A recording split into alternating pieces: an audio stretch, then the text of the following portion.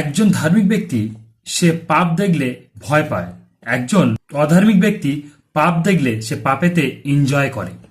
পাপ বলতে গেলে কি, যেগুলো আমাদেরকে ঈশ্বর করতে বারণ করেছে, যেমন ব্যভিচার করতে বারণ করেছে, আমাদেরকে চুরি করতে বারণ করেছে, আমাদেরকে হিংসা করতে বারণ করেছে, আমাদেরকে ক্রোধ করতে বারণ করেছে, আমাদেরকে ঝগড়াঝাটি করতে বারণ করেছে, আমাদেরকে ব্যভিচার করতে বারণ করেছে, আমাদেরকে খুন করতে বারণ করেছে, আমাদেরকে পাড়া প্রতিবেশীর বিরুদ্ধে মিথ্যা সাক্ষ্য দিতে বারণ করেছে, আমাদেরকে সদাই সর্বদা ঈশ্বর বলেছে পাপ করবে না।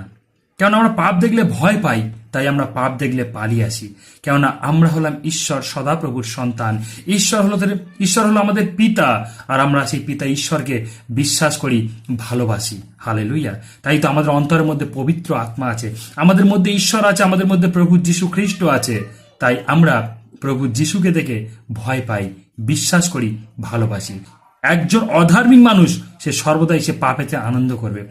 একজন অধার্মিক মানুষ সে সর্বদাই চুরি করতে ভালোবাসবে, সে মিথ্যা সাক্ষ্য দিতে ভালোবাসবে, সে মিথ্যা কথা বলতে ভালোবাসবে, সে লোভ করতে ভালোবাসবে, সে হিংসা করতে ভালোবাসবে, সে মারপিটের মধ্যে আনন্দ করবে, সে ব্যভিচারের মধ্যে এনজয় করবে।